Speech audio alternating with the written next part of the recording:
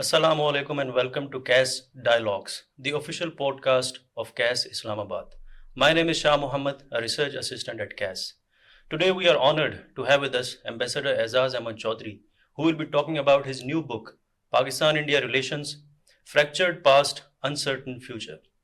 Ambassador Aizaz Ahmad Chaudry is currently serving as Chairman Sanoban Institute Islamabad and he has 37 years long distinguished diplomatic career. Sir, thank you so much for joining us today. Thanks for having me on your program. Sir, first of all, I would really like to know what inspired you to write this book. Was there a particular event or a turning point that motivated you to re examine this Pak India relationship? For any Pakistani relationship with India will always be important. But for a Pakistani diplomat, this is bread and butter because the challenges emanating from this relationship impact the policy choices that Pakistan makes.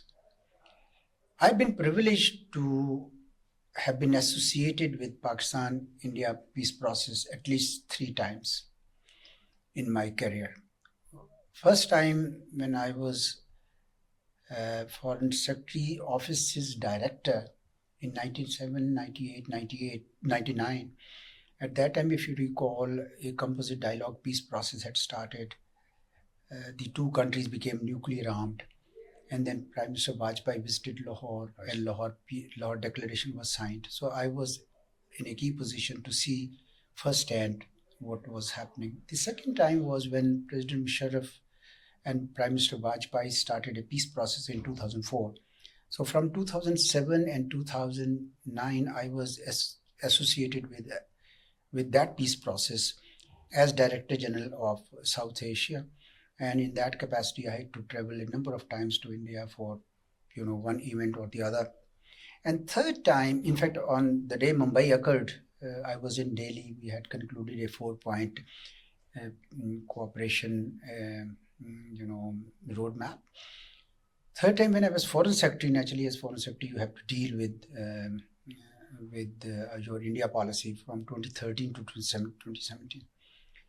So after this experience, I sat down to write my memoir, Diplomatic Footprints. Sure.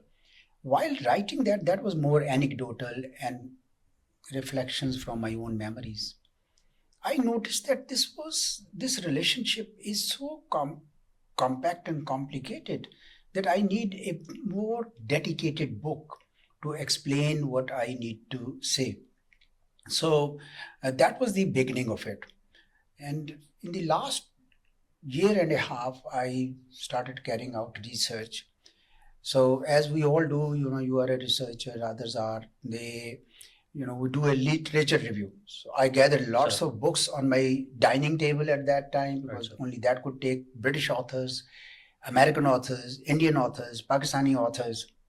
Then I noticed that there were very few dedicated books by Pakistani authors. There were books, book chapters, there were articles, but no dedicated books. So my conviction to write something like a dedicated book, a full reference book, became even more firm. So I started writing somewhere in June, July last year. And I'm very happy that I've been able to write this because it is important to touch upon at least the major facets of this important relationship. I won't claim that I have done justice to the whole subject because there are so many other areas that I couldn't cover. But lots of it, but relating to the topic itself, why the past remained so fractured and why the future remains so uncertain, at least that part I have been able to discuss in this book. Sir, I think this gives us a fair idea of the motivation behind this book. Now, this brings us to the second question. In your own words, what is the essential argument of this book and how it resonates with the contemporary dynamics of Pakistan and India? Well, my book makes a larger point that the history of Pakistan-India relationship actually goes back to days before 1947. Right, sir. It all started with the time when the British were consolidating their rule over the subcontinent. And the Muslims of the time, the leadership like Sir Sayyid Ahmad Khan, Sayyid Amir Ali and others, they thought that the majoritarian democracy that is the British are trying to introduce will land Muslim minority in a subservient position. And therefore, that gave rise to two-nation theory, that Muslims should be able to rule the places where Muslims are in majority. And Hindus should be able to rule where Hindus are in majority. But both sides should protect and promote the interests and rights of minorities. So that was the conception that Quaid-e-Azam actually had. Unfortunately, the leadership from Indian National Congress at the time did not fully accept the creation of Pakistan. They thought that this was vivisection of what is called Mother India. And they did within their powers all that they could do to undo Pakistan. And this, having laid this ground, I then started studying what are the main reasons that have made this relationship so mutually hostile and antagonistic. I discovered that there was one major factor, which is mutual mistrust of each other, that had arisen several decades before the partition of British India. And immediately after independence, the dispute erupted over Jammu and Kashmir, which was a Muslim majority state and should have joined Pakistan, but it was taken away from Pakistan by conspiracy and by use of force. And ever since, the solutions that were presented to resolve this issue have also not been honored, despite the pledges made by Prime Minister Nehru. The third major part of the argument in this book is that India has somehow been successful in using cross-border terrorism as a reason to malign Pakistan and isolate Pakistan. It has not succeeded. Right, sir. Pakistan is far from being isolated, but it has continued its efforts. So every terrorist incident or militant incident taking place in India or Indian occupied Kashmir was used by India to project Pakistan in the negative light. So the pattern was that blame the incident on Pakistan, investigate later, and if the truth comes out to be internal elements in India, hush it up. But the reputational cost inflicted on Pakistan was enormous in the process. So it is important for us to investigate each and every terrorist incident to find out the reality for what it is and not what for India it is trying to project it to be.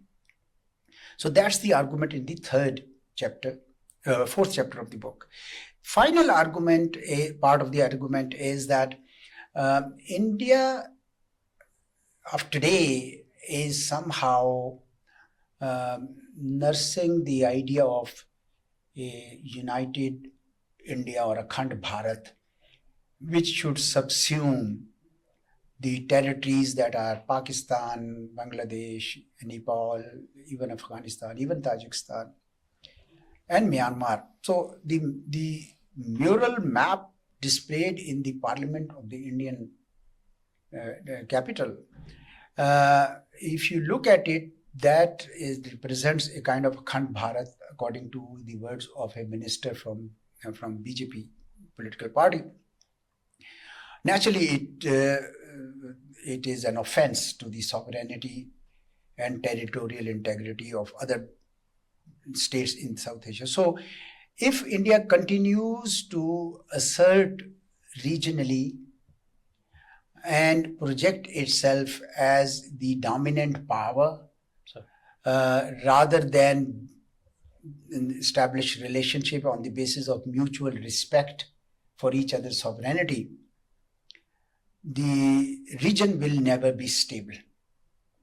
So these four elements combined: mutual mistrust, the unresolved Kashmir dispute, India's use of terrorism to malign Pakistan, and India's quest for regional dominance, form a strong argument why the past has been so fractured and why I see the future to be so uncertain. Of course, in the last two chapters, then I have advanced some other reasons how this equation can be changed. Sir, I think these set of arguments clarify a lot of complexities in Pak-India relationships. Now, I would really like you to touch upon in what happened in May 2025, the recent conflict with India. In your own words, Pakistan, as you know, that performed quite well in the recent conflict with India. Now, how do you see the strategic environment of South Asia in the aftermath of this conflict? I think India's narrative of using terrorism to malign Pakistan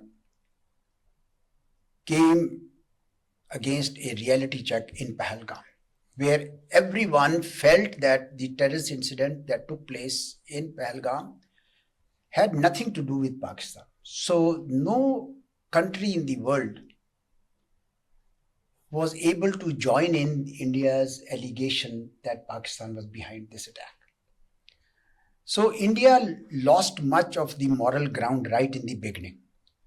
And after it had initiated its aggression on 7th May, it met a very effective response to its aggression.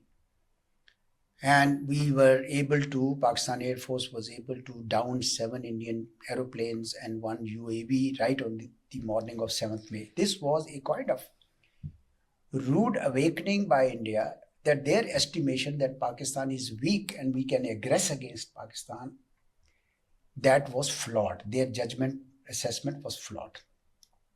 On top of it, after 10th of May, when Pakistan proved that it has the prowess to launch a full conventional counter-attack, the world could see that Pakistan's profile has risen while India is left confused. What compounded India's embarrassment was that while it had requested the United States to intervene and save us by a ceasefire, brokering a ceasefire, it refused to acknowledge the role that the US had played, and particularly its president, Donald Trump, had played.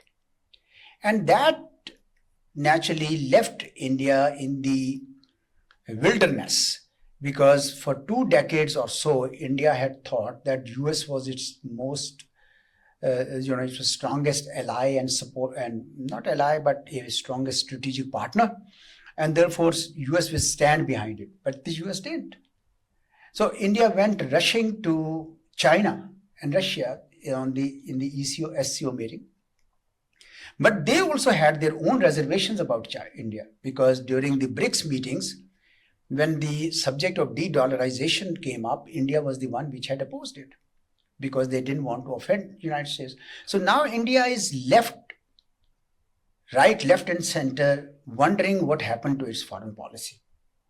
And it is quite oscillated. It doesn't realize that its own hubris has brought it down. So in the strategic environment, Pakistan's graph grew even further when Saudi leadership approached Pakistan for signing a strategic mutual defense agreement, which provides strategic depth to both Pakistan vis-a-vis possible aggression from India, and to Saudi Arabia vis-a-vis potential aggression from Israel. So Pakistan now is on the high table, playing its due role, but at the same time, the threat hasn't really waned, hasn't gone away, as you can see through the hostile rhetoric that is coming out of Delhi. So Pakistan will have to remain prepared, because India has always used Pakistan bashing, anti-Pakistan rhetoric for its electoral gains, for its own electoral politics. And therefore, we should remain prepared. But at the same time, We should be happy that Pakistan has been able to defend itself with honor, with dignity, and that has had a salutary effect on the strategic environment of the region, and I would say even of the entire globe. Sir, now this brings us to the last question. Your book essentially argues that the past is fractured and the future is uncertain.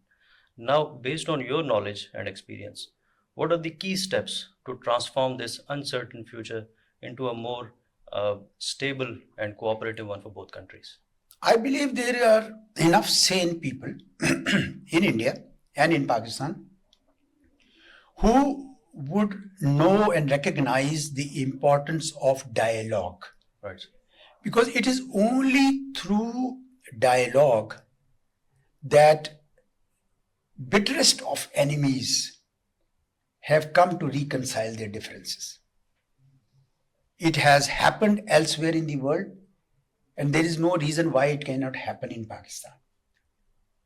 But when India disconnects from Pakistan in every respect, which it has done in the last 9.5 years, then of course dialogue cannot help you.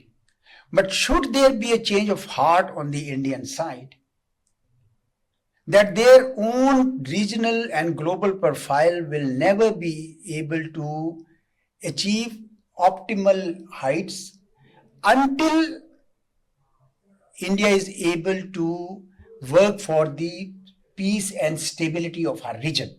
Unless this realization sinks in India, there will be no dialogue.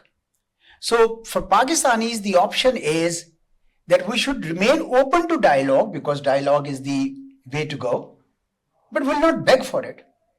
India now has to create some incentives for Pakistan also to engage meaningfully, because India has now threatened the lifeline of Pakistan, which is the waters flowing in the rivers that bring water to Pakistan.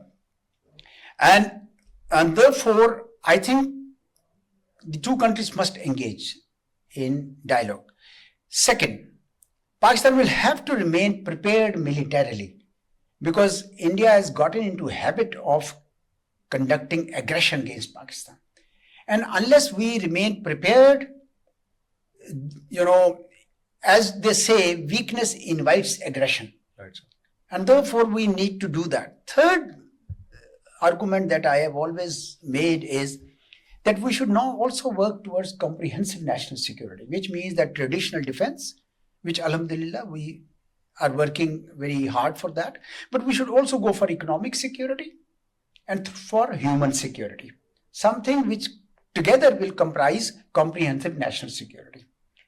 And fourth thing that we must do is to build a pool of experts who, with the help of evidence-based research, can tell Pakistani side of the story. Narrative building. So I'm very happy that a number of think tanks have propped up in Islamabad as well as in other cities of Pakistan. And it is their job to be a bridge between academia and policymakers and practitioners, so that we show to the people of Pakistan, people of India, and people of the world what the true reality is. And only then we can counter a negative narrative that India has built against Pakistan. I think it is our national duty to do that. And in my view, this will also serve the cause of regional peace and stability. Regional peace and stability, because there has to be a kind of balance of power in the region, so that India does not begin to assume the role of a hegemon. When you have a hegemon in the area, then naturally the region will remain unstable. So these are some of my thoughts that can change that uncertain future to a future of peace and stability for all the peoples living on what is called South Asia. Remain open for dialogue, but do not beg for it. Sir, I think this has been a wonderful discussion. I would wish you best of luck on your new book And once again, thank you so much for joining us. Thank you so much. I must appreciate the leadership of Pakistan Air Force and Center for Aerospace and Security Studies for contributing meaningfully to the narratives that explain better the geopolitics and geoeconomics of our region. So thank you for your contribution. So thank you so much. Ladies and gentlemen, this brings us to the end of the podcast. Do follow CASS social media for more updates. Thank you.